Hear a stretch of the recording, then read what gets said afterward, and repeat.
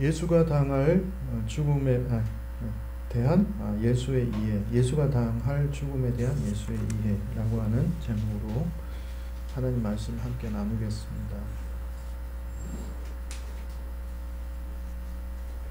오늘 본문 앞에 이제 죽은 나사로를 살리는 놀라운 일이 있었습니다. 그리고 또 마리아가 예수님의 발에 향유를 부으면서 예수님의 장례를 미리 인지하고 또 준비하는 듯한 그런 상징적인 행위를 하는 모습이 나옵니다.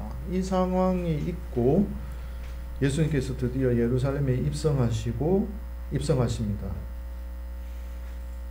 이제 그 명절이라고 오늘 말씀에 보면 되는데, 6월절이 되면서 이제 아주 극적인 배경이 이제 펼쳐지기 시작합니다. 지금부터 아주 십자가를 향해서 다른 박질을 해 나갑니다. 이제 복음서를 읽어보면 이 시점에서 예수님에 대한 그 반응이 양극으로 이제 갈립니다. 나사로를 살리신 사건은 많은 유대인들에게 알려졌어요. 놀라운 일이었습니다. 죽었다가 살아나게 한 사건이죠. 그 사건은 유대인들에게 굉장히 빠르게 퍼져갔고 그 소문은 유대인들의 귀에 들려졌습니다. 그래서 유대인들 중에 많은 사람들이 예수님에게 나아가는 계기가 된 사건이 바로 나사로의 다시 살아난 사건이었습니다. 살리신 사건이었습니다. 군중들은 그때부터 예수님의 말씀을 더욱 듣기 위해서 모여들기 시작했습니다. 반면에 유대교로부터 이제 사람들이 자꾸 떨어져 나가니까 예수에게로 가는 사람들을 보던 대제사장들은 불안했고 또 불쾌했습니다. 이제 이 대제사장들은 예수를 죽일 뿐만 아니라 죽었다가 살아난 나사로까지 죽이려고 음모를 이제 꾸미기 시작을 합니다. 바로 그 시점이었습니다. 어떤 제자들은 신뢰가 더욱 깊어갔지만 유다와 같은 제자는 마음이 초조해졌습니다. 예수님께서 하시는 일을 가까이 지켜보니까 뭔가 자신이 생각했던 것과 다르게 지금 예수에 대한 사역의 일이 흘러가는 것을 인지하고 있었던 것입니다. 자, 이런 복잡한 상황 속에서 복음서의 이야기는 정점을 향해서 지금 나아가고 있습니다. 예수님은 아마도 앞으로 일어날 일이 어떤 일이 일어날지 아마 충분히 예상할 수 있었던 것 같아요. 예수님이 하는 모든 말과 행위가 이제 정치적으로 비칠 것이고 모욕적으로 예수님의 그 뜻이 훼손당할 것입니다. 그런 가운데 예수님께서 23절에서 때가 왔다고 이제 선언합니다. 어떤 때입니까? 때가 왔다. 예수님이 생애를 걸고 달려왔던 그 순간이고 예수께서 영광을 받을 순간이다 라고 그렇게 말을 합니다. 바로 그때가 언제입니까? 작년 이맘때 아마 제가 말씀드렸는 것 같은데 바로 자신이 죽는 순간입니다. 이 순간을 향해서 예수님은 뚜벅뚜벅 걸어왔던 것입니다. 예수님은 제자들이 그 의미를 조금이라도 이해하기를 간절히 원했지만 예수님의 죽음에 대해서 제자들은 여전히 수수께끼였고 이해할 수가 없었습니다. 한 알의 밀알이 그대로 남지 않고 풍성한 열매를 거두려면 땅에 떨어져서 죽어야 된다, 스스로 사라져야 된다 라고 하는 예수님의 말을 도저히 이해할 수가 없었습니다. 예수님은 사람도 자기 자신이 살려면 자기애를 버려야 된다, 자기 사랑에 대해서 죽어야 한다, 그렇게 말씀을 합니다. 그렇지 않으면 사람은 다른 것보다 자기를 사랑하다가 스스로 역설적으로 자기 자신을 파멸하게 할 것이기 때문입니다. 여러분, 개인주의로는요, 개인에게 매몰된 상태로는 하나님 나라에 동참을 할 수가 없습니다. 세상을 구원하는 일에 동참을 할 수가 없습니다. 자기 사랑에 머무는 사람은 세상을 변혁할 수가 없습니다. 개인주의를 넘어서기 위해서는 예수님과 같은 생각을 좀 품을 필요가 있습니다. 예수님은 모든 것이 연결되어 있다고 믿었습니다. 유대인들의 자기 사랑 안에 갇혀서 스스로 파멸의 길을 걸어갈 것이라는 것, 그들의 신앙을 완전히 다른 차원으로 인도하는 것이 예수님의 꿈이었습니다. 무엇인가를 사랑할 수 있다는 것은 우리가 연결되어 있음을 깨닫는 것에서부터 시작이 됩니다. 예수님은 자기의 행위가 모든 사람을 하나님께로 이끄는 것이라고 말하고 있습니다. 오늘 결론적인 말씀에 모든 사람을 이끌 것이다. 예수님의 행위는 모든 사람에게 과 연결되어 있는 것이었습니다. 갈릴리 변방에서 시작된 하나님 나라 복음 운동은 모든 세상을 향한 구원의 길이었습니다. 자기 자신 안에 머물 것인가? 이 세상을 좀 더 나은 세계로 나가게 할 것인가? 그러기 위해서 예수를 따를 것인가? 예수는 우리에게 질문을 던집니다. 자기 사랑 안에 머물 것인가? 좀 더 나은 세상을 향해서 예수를 따를 것인가? 26절은 이렇게 말씀하고 있습니다. 같이 읽어보겠습니다. 26절 제가 세 번역으로 했는데요. 앞에 보시고 읽으시면 되겠습니다. 같이 읽겠습니다. 나를 섬기려고 하는 사람은 누구든지 나를 따라오너라. 내가 있는 곳에는 나를 섬기는 사람도 나와 함께 있을 것이다. 누구든지 나를 섬기면 내 아버지께서 그를 높여주실 것이다. 아멘. 예수님은 너희들은 자기 사랑 안에 머물지 말고 나와 함께 세상을 세우는 하나님 나라 건설을 위해서 함께 가자고, 나를 따라오라고 그렇게 요청을 하고 계십니다. 이렇게 당당하셨지만 그 뒤에 또 27절에 보면 예수님이 굉장히 힘들어하고 있는 모습을 볼 수가 있습니다. 27절을 같이 한번 읽어보겠습니다. 뒤에 한번 넘겨주시죠. 네, 같이 읽어보겠습니다. 시작. 지금 내 마음이 괴로우니 무슨 말을 하여야 할까? 아버지, 이 시간을 벗어나게 하여 주십시오 하고 말할까? 아니다, 나는 바로 이 일 때문에 이때에 왔다.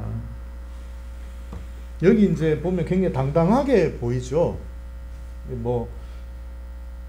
내 마음이 괴로우니 무슨 말을 할까? 아버지, 이 시간을 벗어나게 해주십시오라고 할까? 아니다, 나는 이 일 때문에 이때에 왔다. 이렇게 어떻게 보면 굉장히 막 당당하게 보이지만 앞에 내 마음이 괴로우니 내가 무슨 말을 해야 할까? 이렇게 말할까라고 이렇게 질문을 던지는 것은 예수님이 지금 괴롭다는 것입니까? 아직 평안하다는 것입니까?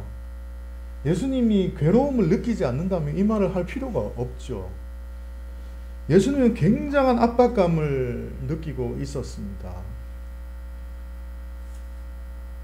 때가 가까움을 인지하고 있었던 것이죠. 실제로 예수님의 마음은 굉장히 괴로웠습니다. 물론 예수님의 내면에는 이 일 때문에 왔다는 확신도 있었죠. 그러나 한편으로는 이 고통의 순간을 벗어나고 싶은 마음도 들었을 것입니다. 언제까지 들었습니까? 십자가를 바로 지시기 바로 직전까지 예수님은 그 십자가에서 벗어나게 해달라고 기도하셨잖아요. 예수님은 정말 두려웠고 괴로웠어요. 왜 두렵지 않았겠습니까? 그 서슬퍼런 로마 군대의 그 창과 칼이 앞에 있는데 어떻게 그게 두렵지 않았겠습니까? 죽음의 날이 자신을 기다리고 있었어요. 십자가의 처형은 그 정치범에게 주어지는 거거든요. 가장 악한 판단을 내리는. 예수님은 이미 그 엄청난 고통스러운 그 십자가형에 대해서 갈릴리 지방의 그 역사를 통해서 이미 충분히 인지하고 있었습니다. 유대와 로마의 전쟁을 통해서 2,000명이 갈릴리 지역에 십자가에 달려서 길거리에 달려 있었던 그 이야기를 예수님 당시에 이미 그 바로 직전에, 예수님께서 살아계신 바로 직전에 그런 역사가 갈릴리 지역에, 예수님이 자라셨던 그 갈릴리 지역에 있었기 때문에 예수님은 그것이 얼마나 두려운지 알고 있었어요. 물론 그것이 또한 십자가의 길을 걸어가게 하신 고민 중의 하나였지만 너무나 고통스러웠습니다. 그리고 예수님 또한 고독했습니다. 여러 가지로 제자들에게 말해 주었지만 제자들 또한 예수님이 가는 길을 온전히 이해하지 못하고 있었습니다. 그러나 내가 가야 할 길이 있기 때문에 확신을 가지고 앞으로 나갈 뿐입니다. 예수님은 확신 속에서 바로 28장에서 이렇게 외칩니다. 같이 읽겠습니다. 시작. 아버지의 이름을 영광스럽게 드러내십시오. 그때에 하늘에서 소리가 들려왔다. 내가 이미 영광되게 하였고 앞으로도 영광되게 하리라. 예수님은 확신 속에서 말씀하십니다. 정말 예수님 대단한 모습이죠. 저는 항상 이 성경을, 말씀을 전하기 위해서 성경을 볼 때 가장 먼저 역사적 예수의 눈으로 봅니다.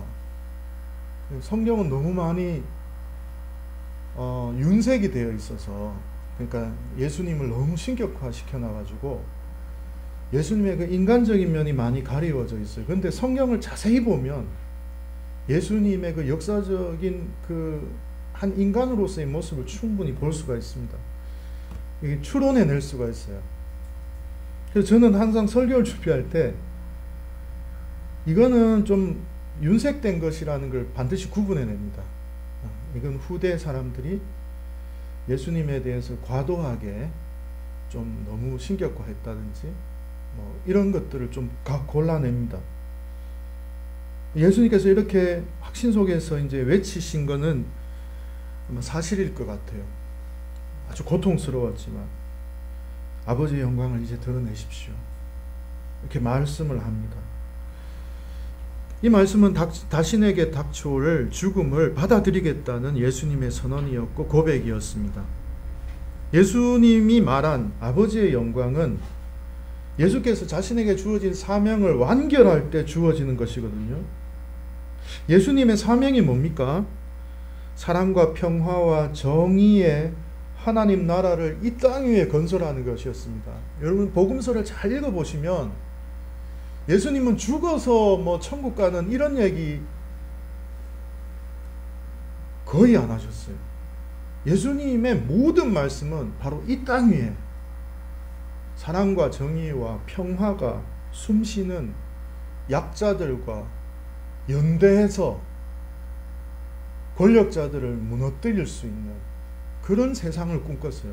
예수님이 실제로 꿈꾼 세상은 그것입니다.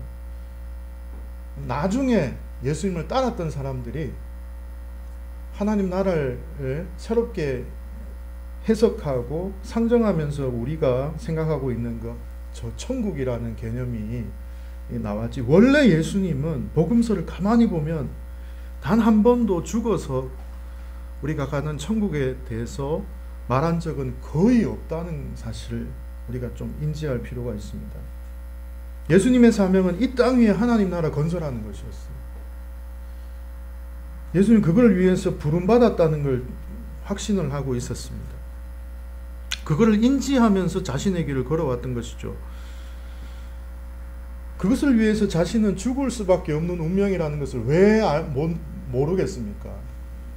갈릴리 지역은요, 여러분, 굉장히 많은 봉기가 일어났던 곳입니다. 예수님이 지금 소수의 사람들이지만 이끌고 다니면서 지금 뭐 설교를 하고 뭔가 가난한 사람들과 연대하려고 하는 이런 움직임은 분명히 로마와 또 그 당시의 종교 지도자들에게는 굉장히 주목의 대상이었을 거예요. 별로 큰 세력은 아니었지만 이렇게 강경하게 가다가는 예수님도 결국은 그 십자가에 달려서 정치범으로 죽을 수밖에 없다는 것을 예수님 분명히 알고 있었습니다. 근데 수세기 동안 신학자들과 교회는 하나님 나라 운동과 그로 인한 십자가 죽음에 대해서 대속의 교리로 이해해 왔습니다. 오늘도 찬송을 불렀지만 이게 틀렸다는 건 아니에요. 예수님이 죽음의 길을 걸어가시는데 그 의미가, 대속적 의미가 분명히 있습니다. 그러나 많은 예수님의 모습 중에 아주 지류에 불과해요. 이 대속적 죽음이라고 하는 개념은. 근데 이게 너무 유대적으로 해석이 되면서 예수님의 십자가의 죽음이 너무 유대교적인 해석으로 피의 제사로 이렇게 예수님이 윤색되면서 예수님의 원래 십자가 그를 향한 그 발걸음, 예수님의 원래 십자가에서 죽으신 것을 알면서도 그 길을 걸어가는 것에 대해서 너무 낭만적으로 바뀌어버렸어요. 오늘도 이제 사실은 찬양을 부르면서 보혈의 피라는 개념으로 우리가 이렇게 너무 이제 교회 안에 뿌리 깊게 수세기 동안, 아니 오랫동안 이게 예수님의 십자가에 대해서 해석이 되어져서 그렇게 우리는 늘 원죄와 죄성과 불순종의 죄를 씻어버리는 십자가의 피, 대속의 개념으로 십자가를 이해해 왔습니다. 그런데 오늘날 현대에 들어와서 이런 설명은 점점 설득력이 약해지고 있습니다. 이런 이해는 예수님의 삶을 죽음과 십자가에만 집중하게 해요. 예수님은 어떤 분명한 비전과 목적을 가지고 공생의 삶을 사셨고, 예수님께서 그 길을 걸어가신 것은 방금 말씀드렸지만 하나님 나라를 이 땅에 건설하기 위해서 사람들과 부대끼면서, 연약한 사람들과 연대하면서 더 좋은 세상을 만들기 위해서 걸어가셨고, 그것이 사람들에게 하나님의 아들로서 예수님이 비춰지셨죠. 그렇게 이제 교회는 그렇게 예수님을 점점 오랜 세월 동안 메시아로, 또 하나님의 아들로 이제 믿고 있었지만, 그러나 사라져 버렸어요. 예수님이 원래 의도했던 십자가를 향한 예수님의 발걸음이, 원래 예수님의 의도가 너무 많이 윤색이 되어 버리고 예수님의 죽음과 부활에만 집중하게 됐습니다. 왜 죽으셨어요? 우리의 죄를 위해서, 우리를 살리기 위해서, 구원하기 위해서 부활하셨다는 이 단순한 논리를 믿기만 하면 구원받는다라고 하는 이 속죄의 교리가 교회 안에 너무 많이 부각되어 버렸습니다. 이게 틀렸다는 게 아니라 이것이 완전히 예수님에 대한 십자가를 덮어버렸다는 것이죠. 그래서 예수님이 추구하고자 했던 하나님 나라의 건설이라든지 하나님 나라에 대한 교훈과 실천, 그것을 위해서 뚜벅뚜벅 걸어가셨던 예수님의 삶에는 너무 관심이 부족했다는 것을 알 수가 있습니다. 우리 교회 안에 남게 된 것은 속죄 교리와 속죄의 예배만 남게 됐어요. 그래서 오늘날 수많은 교회들이, 안 그런 교회도 많지만 개인의 구원에만 관심을 가지게 됐어요. 내 죄를 속하고 내가 천국 가고 그것을 믿고 예수님처럼 나도 부활하고 여기에만 관심이 있어졌다는 것이, 이 현실 속에서 하나님 나라를 지향하고 교회가 그런 일에 헌신해야 된다는 사실에 대해서 너무 많이 약해져 버렸다는 것입니다. 여러분, 대속의 교리 처음에는 굉장히 감동이 돼요. 처음에 교회에 오면 나 같은 죄를 위해서 예수님 십자가 죽으셨지, 그래 정말 감사하지. 근데 세월이 지나면 다음 해에도 또 예수님 날 위해 죽으셨지, 그래 나 구원받고 그래 감사하며 살아야지, 그거밖에 없어요. 그런 대속의 교리만 믿고 신앙생활 하는 사람들은 세월이 지나면 어딘가 모르게 공허해져요. 신앙이란 게 도대체 뭐지? 예수 믿고 죄 사함 받고 천국 가는 거, 이게 단 거예요. 이게 대속의 교리로 덮어버린 교회의 아주 참 슬픈 모습이라고 할 수가 있습니다. 대속의 교리는 예수님이 이루신 여러 가지 중에 한 가지라는 사실을 꼭 잊지 마십시오. 우리가 기억해야 할 것은 예수님은 하나님 나라를 향한 사회 변혁가였고, 그리고 거의 최초로 이스라엘에는 이런 분이 나타난 적이 없어요. 약자와 소외된 자와 병자와 죄인들을 깨우는 사람은 없었어요. 당신들이야말로 여성들까지 당신들이야말로 하나님의 자녀입니다. 나와 함께 좋은 세상을 만들어 갑시다 라고 한 사람 한 사람을 깨운 사람, 계몽한 사람은 없었다는 거예요. 예수님은 지금까지 유대 역사 속에서 나타났던 예언자들과 완전히 다른 모습이었습니다. 계몽가요, 실천가였습니다. 결국 그런 사랑과 평화와 정의의 하나님 나라를 이스라엘 사회 속에서 구현하다가 결국 죽음을 맞이하게 되었다는 것이 가장 중요한 사실이라는 사실을 놓쳐서는 안 될 것입니다.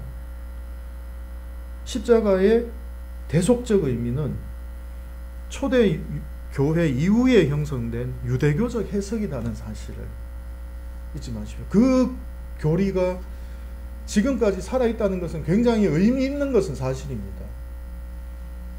그걸 버리자는 것이 아니라 그것이 모든 것이 아니라는 사실을 우리가 좀 알았으면 좋겠습니다. 대속의 십자가로만 예수님의 죽음을 이해하면 하나님의 사랑과 자비가 드러나지 않습니다. 우리는 이게 하나님 사랑인 줄 알았는데, 여러분 자세히 보면 저는 이런 질문 던져보신 적이 있습니까? 인간을 구원하는데 대속적 교리의 잘못된 어떤 약점이라고 할 수 있습니다. 사람을 구원하는데 자기의 아들을 죽이는 이 잔인하고 폭력적인 신이 왜 이렇게 해야 될까요? 다른 방법도 많을 텐데.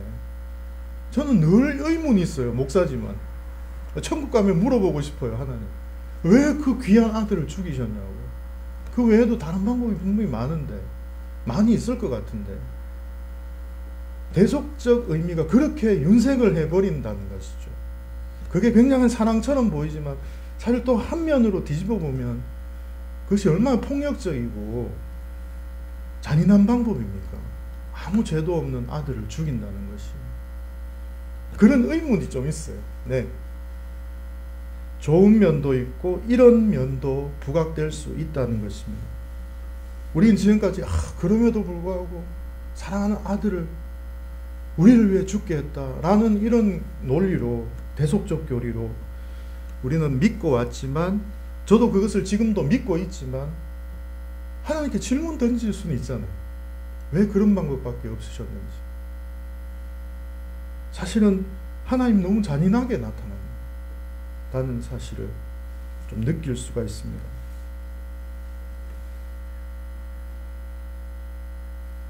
우리는 예수님의 죽음을 부활을 위한 과정 정도로만 대속의 교리를 통해서 이해하게 되었고, 예수님께서 죽음에 이르기까지 싸워야 했던 실존적 고민이나 삶에는 별로 감정이 느껴지지 않아요. 예수님이 나를 위해 죽으셨지, 굉장히 낭만적으로 받아들여요, 사람들. 그렇지 않다는 것입니다. 예수님 엄청나게 괴로웠고 번민했습니다. 예수님은 복음서를 보면 정말 겸손하고 공감하는 사람이었습니다. 예수님은 그렇게 강한 사람이 아니었습니다. 좀 전에 읽어보았던 27절에 보면 예수님은 마음이 괴롭고 무슨 말을 해야 할지 번민하고 있었습니다.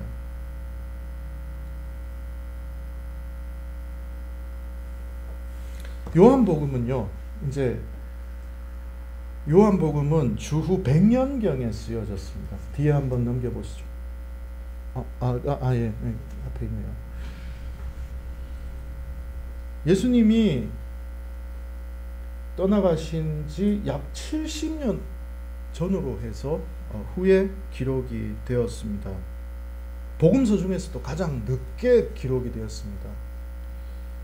가장 많이 역사적 사실을 윤색했고 철학적으로 예수님을 해석해서 기술한 책이 요한복음서입니다. 요한복음서의 저자는 예수님을 어느 정도로 격상시켰냐 하면 처음 1절 아시죠? 태초에 하나님이 계시니라, 말씀이 계시니라, 이런 식으로 그 말씀이 하나님과 함께 계셨고 그 말씀은 또한 하나님이셨다. 근데 그 말씀이 예수님이셨다. 이제 이렇게 영원한 세계 시간으로부터 이 땅에 오신 분으로 아예 처음부터 시작할 때부터 예수는 신으로 딱 못을 박고 이제 시작을 합니다. 예수님이 돌아가시고 70년이 지나는 동안 예수님에 대한 사실들이 많이 이제 신으로 격상되었다라는 것을 알 수가 있습니다. 이게 틀렸다는 게 아니라 예수님의 정체성을 인간과 하나님을 화해하러 오신 분으로 요한복음은 처음부터 기술을 시작합니다. 인간과 하나님과 화해를 위해서 하나님 자신이 자신을 비우신 분으로 처음부터 그렇게 기술을 시작합니다. 신이신 예수는 자발적으로 자신을 온전히 내어주는 그런 분으로, 최종적으로는 자신을 내어주는 모습이 어떤 모습입니까? 결국은 인간을 위해서 자신을 완전히 내어주는 그런 모습으로 요한복음은 예수님을 그려나가고 있습니다. 예수님이 때가 되었다라고 하셨을 때 바로 그 때는 당연히 처음부터 요한복음은 예수님은 자기를 내어주는 분으로 표현했기 때문에 이미 예정되어 있는 것이죠. 요한복음서의 절정은 예수 스스로 십자가 위에서 자신을 내어주는 바로 그 죽음의 상황에 이르게 될 것이라는 것을 독자로 하여금, 성경을 읽는 사람으로 하여금 예상을 하게 합니다. 십자가에서 죽어가는 이 행위를 통해서 예수님은 모든 인간을 위해 미래를 향해서 펼쳐놓으신 하나님의 사랑을 온전히 이제 드러내게 되십니다. 악의 세력이 무슨 짓을 하든지 예수님은 끝까지 하나님의 사랑을 빼앗기지 않을 것입니다. 바로 이때가 바로 완전한 포기의 때이고 하나님으로부터 버림받았다는 그 고통마저도 받아들이는 수락의 때이고 최종적 완성의 때였습니다. 이런 이제 예수님께서 때를 맞이해서 26절에 이제 아까 읽었지만 한 번 더 읽어보겠습니다. 26절. 이런 때에 이제 제자들에게 당부를 이제 하십니다. 같이 읽겠습니다. 시작. 나를 섬기려고 하는 사람은 누구든지 나를 따라오너라. 내가 있는 곳에는 나를 섬기는 사람도 나와 함께 있을 것이다. 누구든지 나를 섬기면 내 아버지께서 그를 높여주실 것이다.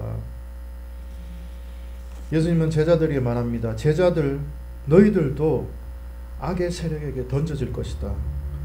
너희들도 내가 마셨던 동일한 잔을 마시게 될 것이고 동일한 십자가를 져야 할 것이고 예수님과 동일한 방식으로 악마가 아닌 하나님께 절대 순종하도록 요구될 것이다. 예수님께서는 십자가는 예수님이 보여주신 하나님 나라와 인간을 구원하는 완성의 상징이었습니다. 자, 놀라운 약속을 하십니다. 오늘 32절을 한번 읽어보겠습니다. 32절 시작. 내가 땅에서 들어서 올라갈 때에 나는 모든 사람을 내게로 이끌어 올 것이다.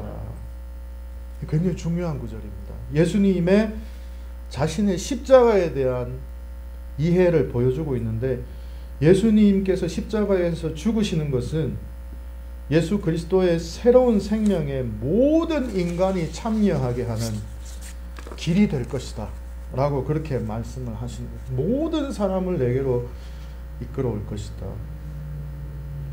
모든 사람을 새로운 생명으로 하나님의 나라로 인도하는 죽음, 그것이 예수님께서 이해하신 죽음의 원대한 의미였습니다.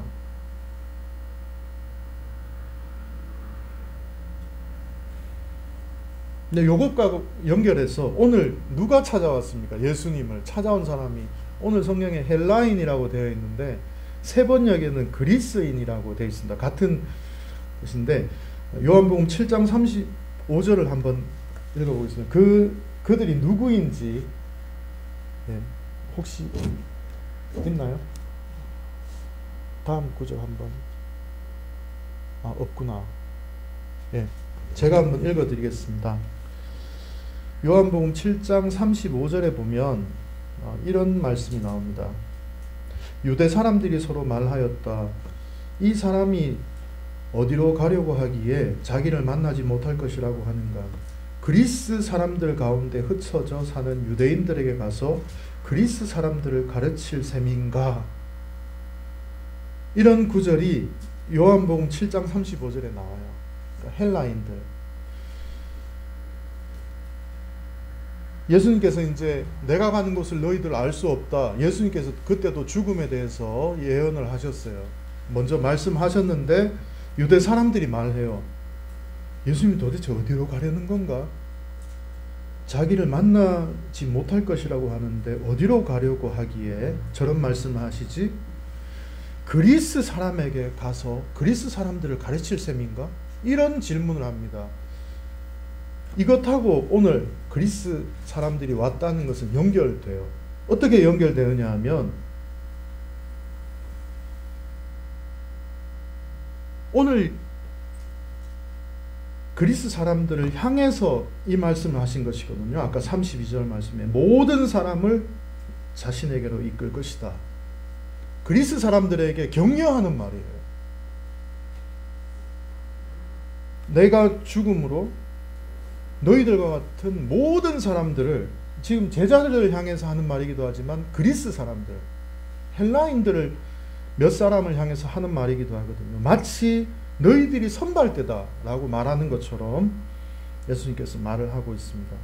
모든 민족을, 모든 사람들에게 보여주시는 십자가의 사건, 생명으로 인도하는, 하나님 나라로 인도하는 이 십자가의 사건이 바로 너희들에게도 적용이 될 것이다 라고 하는 것이 바로 오늘 이 말씀의 굉장히 중요한 부분이라고 할 수 있습니다.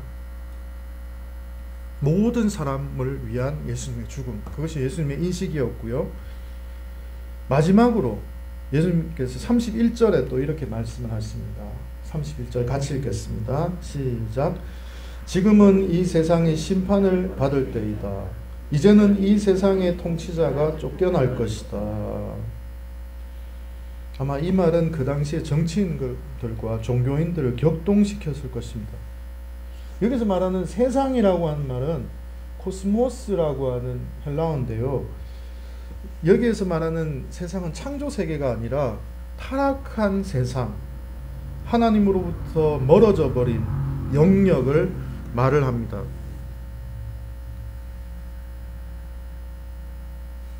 여기 코스모스, 이 세상이 심판을 받을 때다라고 할 때 이 세상은 인간 위에 군림하고 있는 어떤 조직, 기관을 말합니다.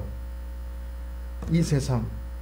그 세상은 인간의 삶을 억압적으로 다스리고 인간을 포로로 삼으려고 하는 그런 세상입니다.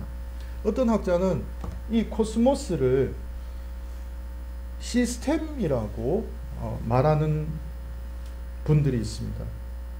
이 시스템이라고 하는 것은, 세상의 악한 시스템이라고 하는 것은 우리를 물리력으로 또 정치적으로 또 지배하고 폭력을 행하며 죽음의 공포로 세상을 다스리는 그런 시스템을 말한다라고 하는 것을 본 적이 있습니다. 예수님은 십자가로 인해서 그 시스템이 정죄되게 하시고 그 힘을 사용하던 지배자들은 축출될 것이라고 말씀하고 있습니다. 이것이 십자가의 능력입니다. 십자가의 그 정신은 이 세상의 악한 시스템을 정죄하고 그 시스템을 움직이고 있는 지배자들을 쫓아낼 것이다라고 예수님 말씀하십니다. 오늘날 그 시스템이 뭘까요? 많이 여러 가지로 해석할 수 있지만 인간의 탐욕으로 가득한 소비주의와 우리 주변의 다양한 모습으로 존재하는 폭력일 것입니다. 인간의 탐욕으로 인한 소비주의는 우리의 지구를 병들게 했고, 여러 모습으로 존재하는 폭력은 사람들을 끝없는 갈등과 고통 속에서 살아가게 합니다. 십자가의 정신은 이런 시스템을 정죄할 것이고, 그 시스템을 사용하는 자, 그 지배자를 쫓아내게 할 것이라고 예수님은 말씀하고 있습니다. 예수님이 지금 십자가를 향해 나아가고 있는 자신의 죽음을 향한 해석이 어떤 것인지, 우리가 지금까지 교회에서 들어왔던 그 대속의 교리를 넘어서 예수님은 이런 우리가 살아가고 있는 이 현실에 대한 변혁을 위한 죽음이었다는 사실을 또한 잊지 마시고, 예수님께서는 오늘도 우리에게 그렇게 말합니다. 내가 너희를 위해 십자가를 지지만 너희들도 너희들의 몫을 지고 나를 따르라고 말씀하십니다. 기도하겠습니다. 자비로우신 주님, 십자가의 정신은 오늘도 살아있습니다. 십자가는 우리가 살아가는 이 현실 세계 속에 악한 시스템을 정죄할 것이며 그 시스템의 지배자를 쫓아낼 것입니다. 십자가의 길을 걸어가는 예수님을 따르게 해주십시오. 주님, 미얀마를 위해 기도합니다. 자유와 민주주의를 지키려는 미얀마 국민들이 자기 나라 군인의 폭력에 의해 죽임을 당하고 있습니다. 이들을 지켜주십시오. 그 시스템을 움직이는 자들을 쫓아내 주십시오. 이토록 고귀한 자유와 생명을 함부로 뺏는 이들을 벌하여 주십시오. 주님, 그 땅에 평화가 오게 해 주십시오. 오늘도 우리를 따라오라고, 나를 따라오라고 하시는 주님의 음성에 우리가 순종하며 나가게 해 주옵소서. 예수님의 이름으로 기도드립니다. 아멘. 네, 찬송을 드리겠습니다.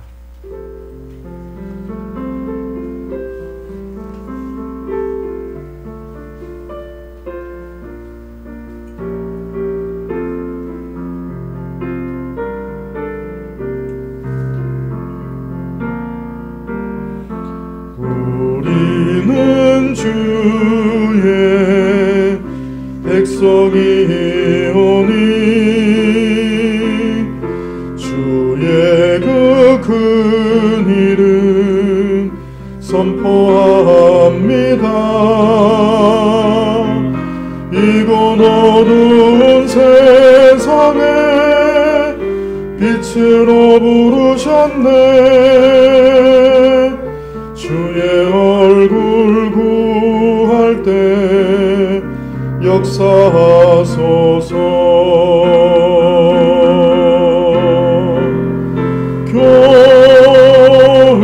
교회를 세우시고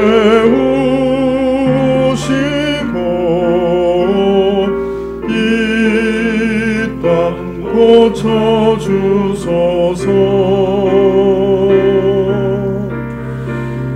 주님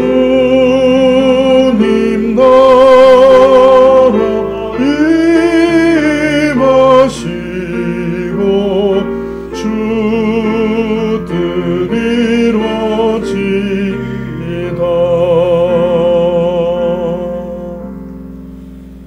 다 함께 공동 축도로 예배를 마치겠습니다. 네, 서로를 축복하겠습니다. 주님이 그대 앞에 계셔서 그대에게 바른 길 보이시기 바랍니다.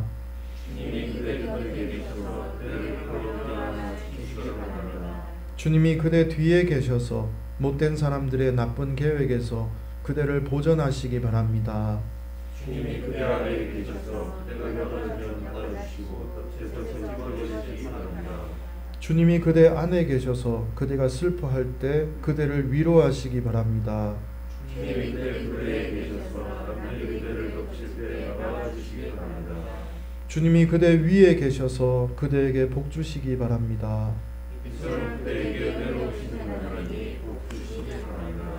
주 예수 그리스도의 은혜와 하나님의 사랑과 성령의 사귐이 우리 모두와 영원히 함께 하시기를 기도합니다. 아멘.